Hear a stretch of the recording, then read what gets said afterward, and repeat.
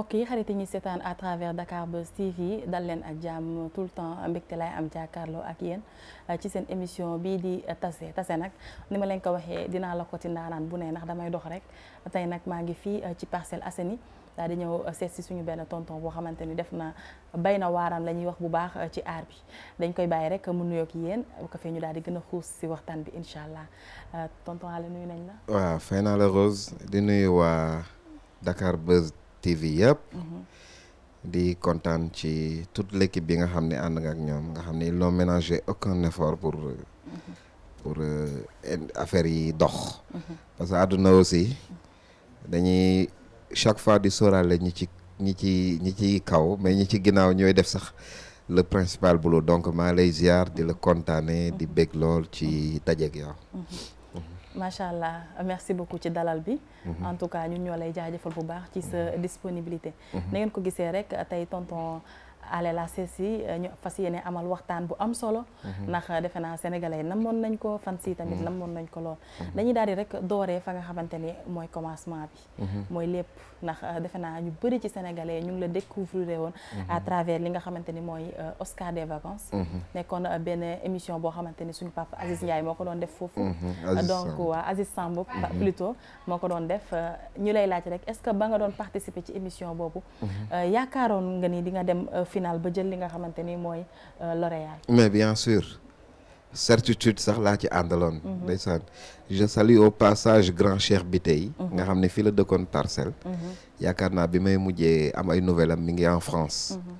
ak fa Maïk Gaye DJ Maïk bu nekkoon rajo Dunia. parce que bu ma xamanteek Aziz ci ñoom la jaar. en fait je me disais à chaque fois mais man booy yi di woy fii maa leen mën. bon ak fugg xale beeg yooyu noonu. man en fait yàlla may na ma benn don quoi. naa dem ma participer. sama yaay ne ma baa doo participer jël ndaare ma ne ko non bu ma participer maay gagné affaire yi t'inquiète. noonu laa ci duggee. j'étais sûr de moi ba final ba ma nekk lauréat Oscar. di nuyu nag grand Aziz mu nekk ku baax. parce que même après Oscar ba léegi ñi ngi déggante. des fois damay dem ba këram toog waxtaan ak moom discuter ak moom. dafa participer lu bëri ci suma carrière tey bu ma ñomee. Aziz Samb bokk na ci ñi ma ñomeloo moo ko Omar Dia ak Lamine Faye. est-ce que mën nañ xamaat ban way nga woyoon ci final boobu noonu ba daal di remporter li nga xamante ne mooy trophée bi. yii Rose nag fàtte naa ko de je me souviens daal que kenn ku ne amoon na waroon nga am benn morceau bu xam ni. waroon nga ko reprendre. alors man temps yooyu la Pape et Cheikh doogoon génnee soññ. je me souviens que ni soññ moom reprendre woon naa ko quoi mooy laaw dana xëy bés dikkale ñoo ñi yaakaar ni ñun rek ñoo fi ne ñi yaakaar ni ñun rek ñoo fi ne bu bés yi baaxee bul damoo bu ñaawee tuubi ko loolu moom je me souviens que ni reprendre naa mais la ma woyoon nag moom pour man rek loolu moom fàtte naa ko moom wax dëgg yàlla parce que yàgg na de loolu Rose bi dafa yàgg lool waaw mais artiste bu ne c'est-à-dire jeune talent bu ne amoon nga possibilité reprendre benn woyu par exemple ku la neex bon comme man j'aime bien Pape Cheikh te temps yi ñu ngi doog génne morceau bi le morceau m'avait trop captivé moom laa reprendre woon loolu daal maa ngi ko ci fàttaliku waaye nag ndax lan laa woyati woon fàtte naa ko de ba tey ñu déglu ko léegi mu daal di reprendre li nga xamante ni mooy morceau Pape et Cheikh mu bokkoon ci morceau yi mu reprendre woon aussi ci biir compétition boobu ba tey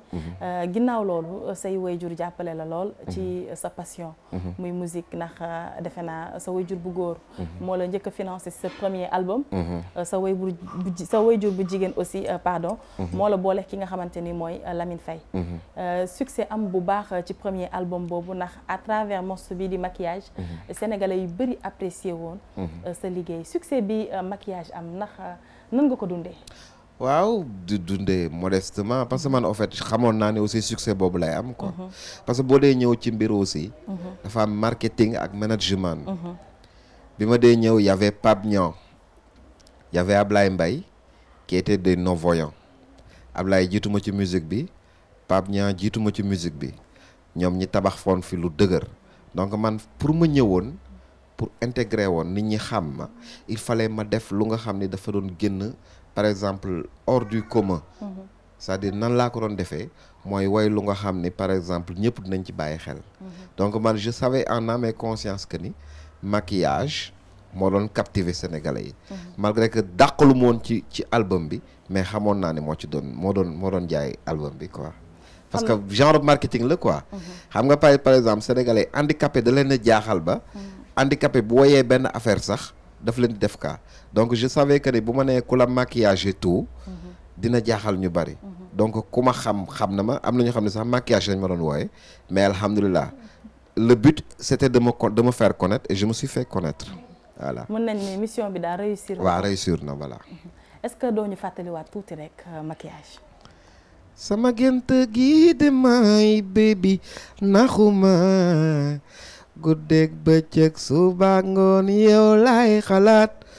ku la maquillage yi ku la doon faare ku la ko jàppal ci biiri bët xale bi moom de tooñ na ma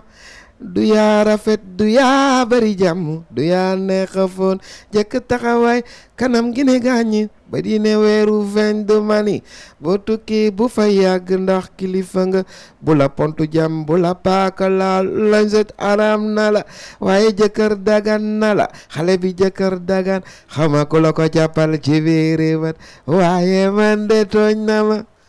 voilà defe naa mu marqué woon temps bu baax à travers tube boobu nga xamante ni mooy maquillage ba tey tonton Alé Covid 19 daa di ñëw gane suñu mbas bi boobu ba léegi nag ñu koy xeex sax fii ci suñu réew wante defe naa laal na secteur yu bëri dafa raw rek ci artistes yi yow nag yàlla dogal nga doon say taaw ci say waajur nga doon responsable nekk père de famille mais defe naa sa revenu li ci ëpp nga koy jëlee ci li nga xamante ni mooy art bi di musique lépp koy ngay wax lépp loolu nag lépp nga koy jëlee ci musique muy art bi nga xamante ni moom ngay def di ko dundee nan nga dundee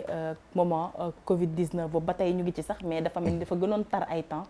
activité yëpp daal di stand by non jusqu'à présent sax dafa tar voilà c'est pas facile hein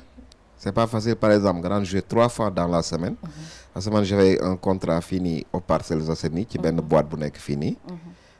amoon naa contrat aux Almadies Kër gi Teranga amoon naa contrat ci benn hôtel bu nekk à Thiès donc je jouais 3 fois dans la semaine parce que man sama musique en fait musique acoustique la donc dama daan tourner lu bëri ci hôtel yi ak ci région rek yooyu noonu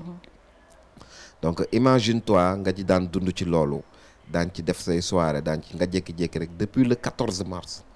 man jàpp naa ne ñun ñoo gën a impacté ci Covid bi parce que bu dee fonctionnaire bi mi ngi liggéey mi ngi respecté ay mesures barrières mais mi ngi liggéey bu dee journaliste bi yow mi yaa ngi liggéey ba tey ñu ngi lay fay bu dee policier bi mi ngi liggéey bu dee ñoom gouvernement bi ñi ngi liggéey mais ñun c'est aux arrêts lépp taxaw man depuis 5 mois ñi ngi toog voilà quoi c'est compliqué imagine toi par exemple yow say frais rek chaque jour 7000 francs la minimum je dis minimum say dépenses et tout donc imagine toi nga bëgg a yor sa bopp pendant 5 mois voilà c'est très compliqué ci ñun métti na trop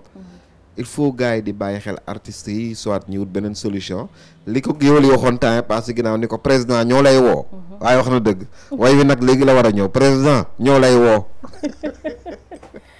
aide yi ñu waxoon dañ koy génnee déployer jàppale ñi nga xamante ni mooy artistes yi ndax bokkoon nga ci ñi nga xamante ni ñoo bénéficié wu ci mais bien sûr parce que je suis artiste et puis je suis membre de la SONAV depuis 2001 donc yàgg naa ci musique bi donc bokkoon naa ci mais man c'est ce que je dis wax naa ko ci sama benn interview fan yi passé ginnaaw ñu bëri di ko kaas ma ne leen 3 milliards c'est peu par rapport aux artistes 3 milliards dafa ndaw trop ci artistes yi ba loolu tax na par exemple lañ ñu ci jox mooy voilà quoi jël leen lii ngeen seeñu rek quoi mais c'est l'occasion aussi de saluer waa ministère de la culture parce que bi yoon aussi au moins yàgg naa leen wax ni leen man dama yàgg a kaas que ni ñun artistes handicapés dañoo daan discrimination positive et alhamdulilah cette année-ci dégg nañ ma parce que fonds Covid bi aussi génne nañ benn fonds bu nga xam ne personnes handicapées lañ ko alloué et loolu aussi dimbali nañu quoi mais daal boo seetee par exemple bu ñu la joxee benn 200 000 250 000 nga xam ni loolu daa nga ko mën a am ci benn soirée mooy voilà quoi dafa tuuti. Et puis aussi am na aussi lu ma metti lool lu nga xam ne nañ ma may occasion rek ma éclaircir ko. dafa am fan yii pass si ginnaaw ma toog temps ñu koy séddale ñi naan musique bi ñi naan caaxaankat yi ñu jox 3 milliards yi la ñu waroon bàyyi mooy ñun musiciens yi ñooy caaxaankat yi. musique du caaxaan. La musique c'est de l'art. Musique métier la. Musique passion la mais musique métier la. ñun dañuy dundal ay doomu aadama. dañuy fay suñu musicien dañuy am bagagiste dañuy am technicien dañuy jouer ay soirée di fay ay nit. musique caaxaan la kon Youssou Ndour li muy def caaxaan la. Youssou Ndour il fait vivre des combien de milliers de personnes ci entreprise am lan moo ko may musique. Sénégalais nañ bàyyi wax loolu musique du caaxaan. mën nga nekk ci musique du la tee nga jaamu yàlla du la tee nga def li nga war a def métier la rek comme beneen métier donc nañ bàyyi di wax musique caaxaan la. musique art la musique métier la et métier bu noble la des fois da ngay am yow tey jii ñaari junni nit woo la wax la problème am nga yëkkati junni bi jox ko ñoo ñiy dimbali yëpp donc musique du caaxaan. loolu daal vraiment ça me tenait au cœur ma wax ko. musique du caaxaan quoi. olof français dañuy naan sax y a pas de sot métier. defe naa doomu aadama bi ci lu du caaxaan sax mooy industrie. musique c'est de l'industrie. seetloo bi musique bi taxawee ba tey. nit ñi joué tuñu ñi nekk ci parking oto yi. doxleetuñu. hôtel yi doxatuñu noonu. ak yeneen. dafa am lu bëri lu nga xam ni la culture daf ko englobé. te dëkk bu respecté wul culture. en fait dëkk boobu pour nga avancer dafay poser problème donc musique du caaxaan. am na solo lool def naa ñoo ko déggandoo musique du caaxaan li mu bëgg la wax li nga xamante ne ci lay dox aussi dafa am solo lool mu daal di andi éclaircissement yooyu. ba tey fans yi namoon la sénégalais namoon la. nga daal di génne bu yàggul benn morceau. bu ñu ko wanteer. waaw mbëggeel bu ñu ko wanteer. kenn waru ko wanteer. kenn waru ko wanteer déedéet. li tax mbëggeel bu ñu ko wanteer. waaw parce que en fait léegi da ngay gis boy yi dañuy badiner avec l'amour on badine pas avec. mbëggeel dafa am solo trop. mbëggeel bokk na ci li gën a sacré ci àdduna. donc kenn waru ko wanteer. c'est-à-dire kenn warul bëggantu. soit on aime soit on n'aime pas. soit on l'est soit on ne l'est pas soit on est amoureux soit on ne l'est pas. mais kenn du ko fowe. et puis dama gis en fait l'inspiration m'a donné par quelques-unes de mes copines yu nga xam ne elles ont tout dans leur vie. elles sont véhiculées am nañu xaalis am nañu liggéey bu baax mais dañuy dàqe rek. dañuy dàqe rek et chaque fois man dama leen di wax naan leen lu ngeen mën a am ci àdduna te amu leen jëkkër vous n'avez rien du tout. parce que sëy yàlla moo ko wax. donc nañ sëy quoi. moo tax ma naan ci bu ñu ko wanteer mbëggeel ëpp naa jaay. xam naa rek ñu ciy may tuuti sax. voilà bu ñu ko wanteer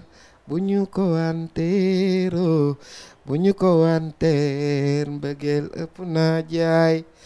yow la man ak yow la chéri boyo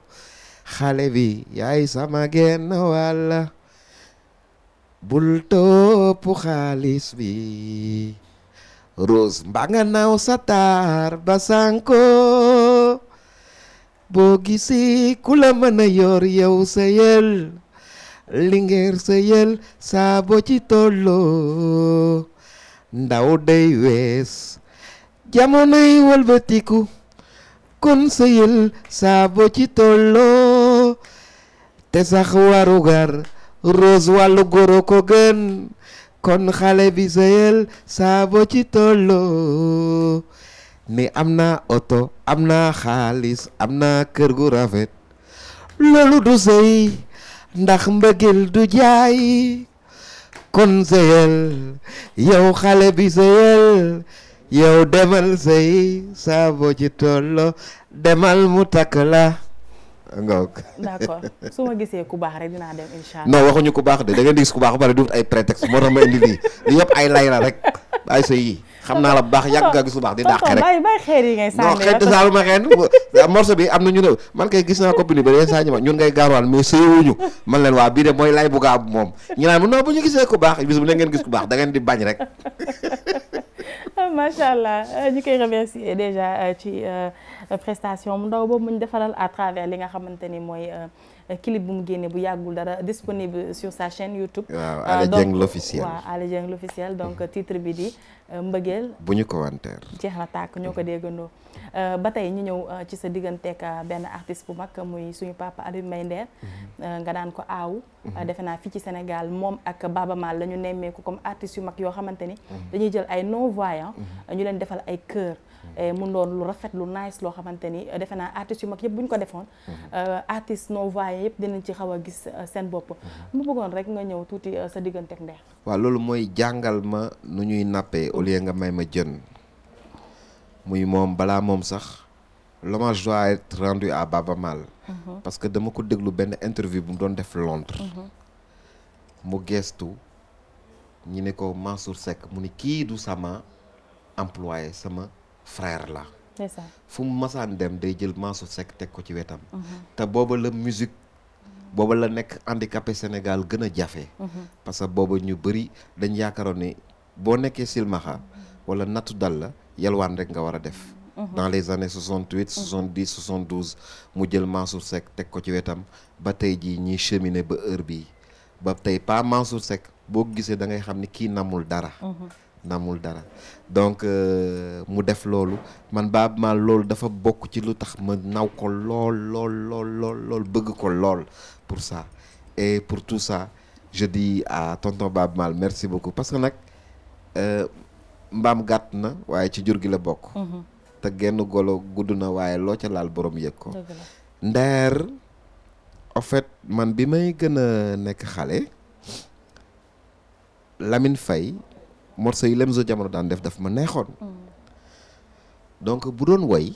dama naan mais kii man façon dégagement am ak woyinam daf ma neex quoi en fait da daan génnee morceau ma toppaat ci morceau yi di reprendre di ko toppaat di toppaat ci ay woyam quoi parce que ça me plaisait toppaat ci ay morceau di dégluwaat ay woyam quoi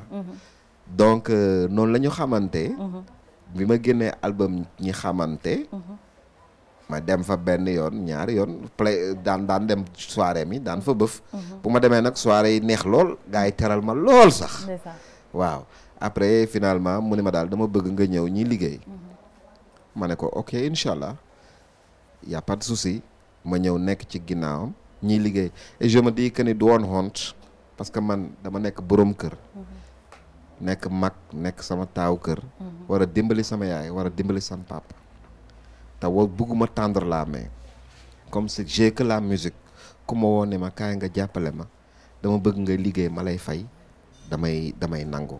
donc on a cheminé pendant 5 ans 6 ans dara yàqul et jusqu'à présent dara yàqul bërki dem rek am na ku ma ciy waxal fekk mu naan ma gisuñu le temps yëpp ci live bu Nder yi mujj yi ma ne ko en fait il faut ngeen comprendre que ni man aussi depuis bi Covid bi commencé ba tey maa ngi studio di liggéey mais musiciens Setsima yi sax am nañu participer ci suma album bi may defar mu mel ni que Ibou Mbaye Setsima c'est ma famille Setsima sama kër la c'est une famille pour moi et voilà quoi Nder c'est un hommage vibrant que je lui rends voilà am na solo lool ba tey ki nga xamante ni mooy Pape Niang suñu papa Pape Niang sax laay wax ak nem si yàlla Ablaye Mbaye ñoom tamit ñu def seen waaran ci musique bi mu mel ni tamit non voyants yi marqué nañ seen empreinte ci li nga xamante ni mooy musique sénégalaise waaw mais des na ba tey parce que amuñu ñu nekk derrière di booster c'est-à-dire talent boo mën a am te amuloo ñu nekk ci ginnaaw di booster di jàpp musique bi Sénégal gi il faut nga am fi bàjjan wala nga am fi nijaay da ngay am bàjjan Rose mu yor xaalis bu bari bëgg la te yàlla tax di ko def ci yow wala nga am nijaay Mansour wala Mohamed mu am xaalis bari di ko def ci yow mel ni jafe-jafe dafa bari voilà donc c'est ce qui nous manque parce que un Pape Niang avec le talent qu'il a Pape Niang mën na fi indi Grammy Pape Niang mën na fi indi disque d'or parce que li nekk ci boppam man nekkul ci suma bopp. parce que aussi nit ko aussi da nga koy waxal li nga xam ne moo nekk ci moom. mais il ne suffit pas tout juste le talent seul ne suffit pas. benn voyage bu ma demoon un pianiste canadien moo ma ko mosoon wax fekk ñu daje ci benn festival. ñuy waxtaan di waxtaan mu ne ma le talent seul ne suffit pas. ma jël ci wax jooju ni sëñ Fallou nee woon na ku mën amu fi ku ñu dimbali moo am. et ça me permet de revenir ci benn interview moo defoon waxoon fii Youssou Ndour ñu bëri am nuñ ko interprété. waaw bëggoon naa ñëw foofu. voilà buñ ko interprété noonu man maa ko wax et j'assume mes responsabilités. mën nga ñëwaat ci kàddu yi nga. voilà dam ni grand bi il n'a pas le droit de nous laisser comme ça non bu ko defee il a failli quelque part à sa mission. te il a démissionné quelque part.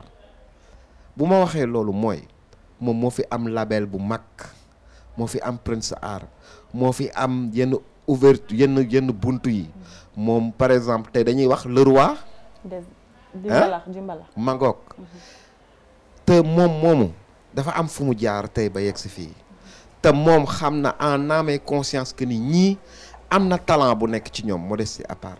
donc amul droit démissionner ci ñun c'est-à-dire amul droit bàyyi nu à nous-mêmes foofu laa koy waxee dafa am droit daf ñu war a supporter. yow mas nga gis benn Bercy benn artiste di ko fi def ba nga dégg benn artiste non voyant bokk ci. ñu ne tey Wally mooy def Bercy wala Pape Diouf wala Baaba Maal. bon Baaba Maal sax Mansour Seck nga fa di ko aw. voilà ñu ne Pape Diouf wala Youssou Ndour wala Wally wala kenn mooy def benn Dog Pullman wala Bercy wala yebaal na benn artiste handicapé mas nga ko dégg. et pourtant ñañ fay yëbbu amaana ni dàquñu li ñuy def dañoo gën a xam rek dañoo gën a am ñu dimbali parce que au fait def musique nekk personne handicapée dafa métti parce que ki valide li mën a lijjanti yow mi nga xam ne tu es une personne handicapée mënuloo ko lijjanti il faut nga am jàppale foofu laay waxee. je crois que message la instant bi et que dinañ ko jot bu baax. dinañ ci bàyyi xel. dorénavant bu ko defee kenn ku nekk ci ñoom rek. buy defati événement yu toll noonu. ñu xalaat ci bàyyi ci xel bu baax tamit. et li may wax pour Youssou Ndour c'est valable pour Wally Seck c'est valable pour les autres. c'est valable pour les autres dañu war a teg seen loxo ci musique bi mais teg seen loxo ci les personnes handicapées parce que ñoom tey jii fi ñu toll nii yàlla moo leen dimbali ñu àgg fa te sëñ Fallou nee na ku mën amul. ku ñu dimbali moo am donc ñoom dafa valable pour ñoom ñi teg loxo ci ñeneen ñi moi je parle pas de moi parce que man yàlla baax na man moom never mind man never give up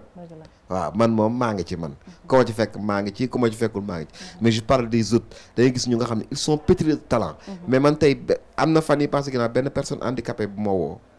il a 19 ans ma déglu ko je sais que ni qu'il a du talent mu ne ma dama bëgg a dugg ci musique ma ne ko bàyyil ba ma am studio donc laa mën a produire parce que boo duggee nii tu vas t'en mordre les doigts c'est très difficile ñun dañ cee nekk nii mënatuñ koo bàyyi rek mais doy na war.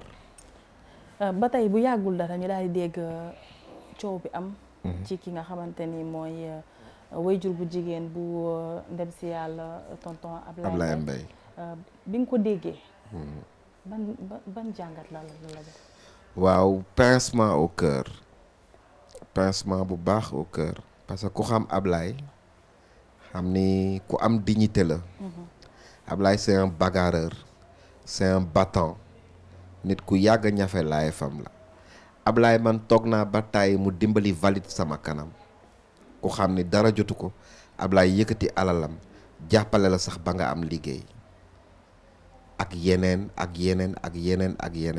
et je me souviens de ce qu'il me disait sama dernière soirée bi mu ñëw ñiy bëf daf ko woy sax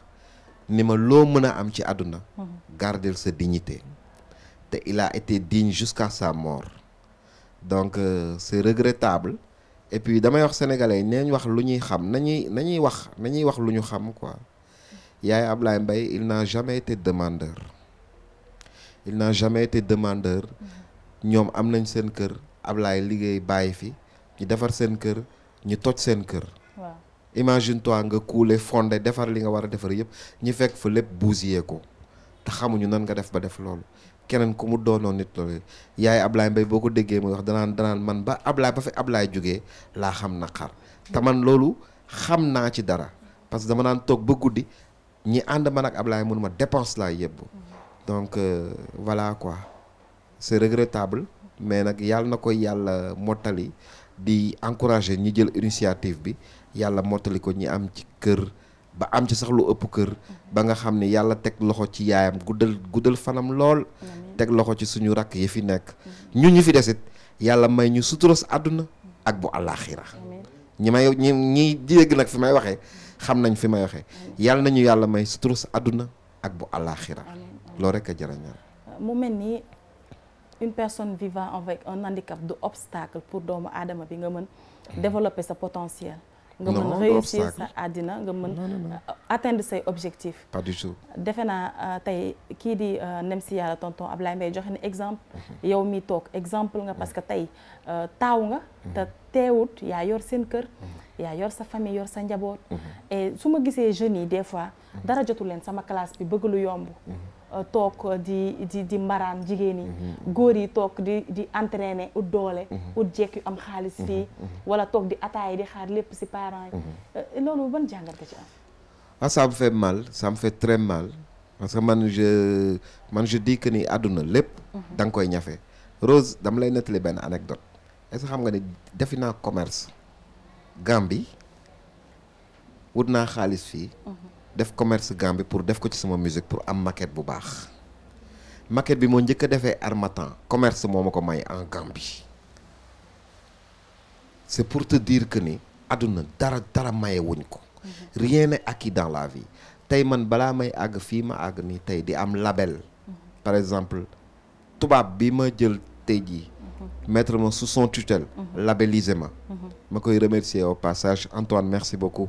di remercier Abdou Gueye mi ngi fi bàyyi kër gi teraanga tey jii par exemple bu ma toogoon joué ma toog sama kër naan damay musique rek duñ ma gis damay musique ñiy gis live yi en Facebook wala dara ba sama musique intéressé ko tey mu labellisé wu donc damay wax ni àdduna bi rien n'est donné te àdduna balaa muy neex il faut nga nangu fighting sa life gis nga am sa soxla làmb sa poche bii génnee faj dafa am solo des fois man je me sens très fier bu ma nit dee posé soxlaam ma di ko defal te mu wóor ma ni kii dara jotu ko man dara jot na ma je me sens très heureux bu ma sama yaay amee ordonnance ma di ko jënd wala sama waa kër am problème ma di ko jënd wala ma joxe dépense wala may parce damay kontaan parce que je me dis que ni en fait lii day tax sax tolluwaay bi ma war a am man respect bi ma war a am fi ma war a àgg ñi àgg damay kontaan ça me fait une joie damay kontaan tey gis nit soxla benn affaire mu wóor ko ni dara jotu ko mu basé wu ci man pour ma dimbali ko je me sens très fier parce que dama naan personne handicapée bii kat kon ñàkkul dara loolu laa bëgg nag ñi nga xam ne sax c'est des valides ñuy doxee noonu voilà macha allah defe naa am na solo lool kàddu yooyu nga xamante ni rek moom la yëkkati ba tey tonton Alé da nga fi woyoon Silmaxa muy morceau bu frappé woon sénégalais yu bëri tamit waaw remixé nañ ko sax ci album bi remixé nañ ko ci album international bi di génn et bokk na ci projet clip yi bu ñu clipé morceau bi di bu ñu ko wanteer incha allah dina ci bokk est-ce que mën nga ñu àdduwaatal tuuti rek ci son boobu dama warul a jooy ndax jooy fajul naqaar bu jooy fajoon naqaar man duma dese rangooñ sama yaay booy ni yaaya booy yaay booy man de sonn na wuy baay ni baaya booy dundu silmaxa metti na man dama ñàkk ay bët ñi xamul boole ci ñàkkal ma xel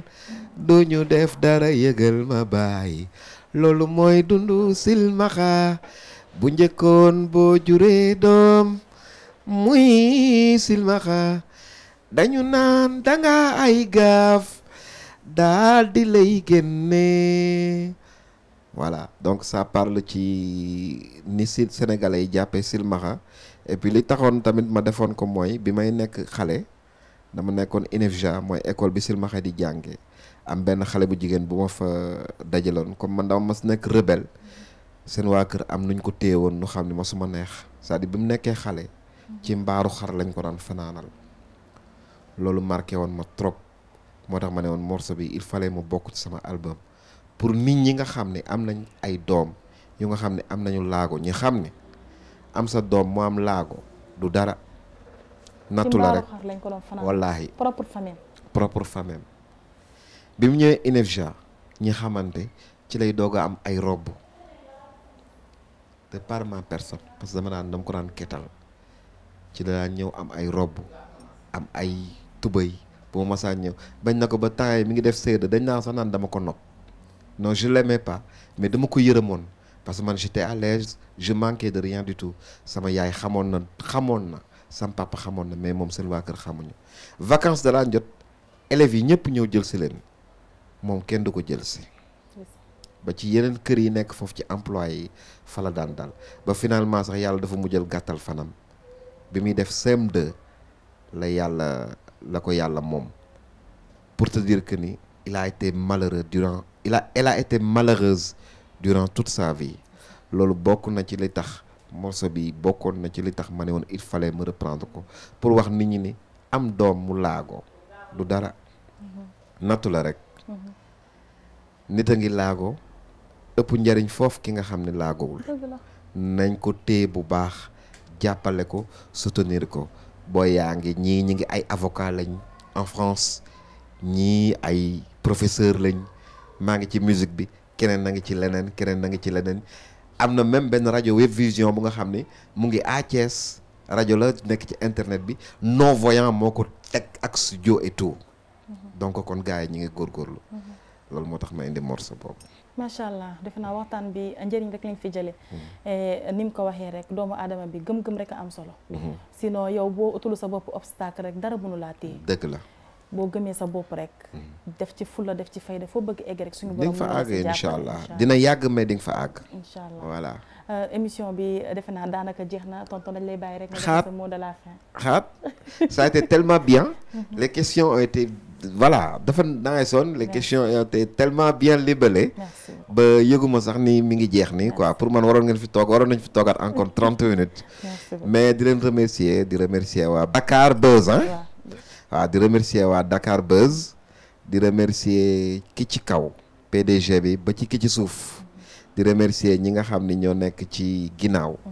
nekk ci technique bi xam nga daaw duñu bojo ñii nag ñooy affaire bi de lan ñii bu ñu fi nekk loon dara du baax ñoo capp-cappal ñoo defar cravate yi ñoo wiise ñoo monté ñoo defar lépp donc di leen remercier di kontaan ci sama xarit yëpp tous mes amis parce que man dama ne awma ay guerre man j'ai pas de guerre comme le disent les tubaab moi j'ai pas de guerre moi j'ai des amis sama xarit yi ñoom Jibi Diaw mon frère Moussa Ndour Keba Kanté Medoune Diop Babacar Diouf ma famille sama yaay dama naan bu yàlla naree guddal sama fan yàlla bu fekkee ni yàlla dafa nar a guddal sama fan bii nar a gàttal fanam te li ma bëgg ci moom du ma ko def du ma ko am yàlla na yàlla gàttal sama fan te bëggal ko lool ci àdduna bi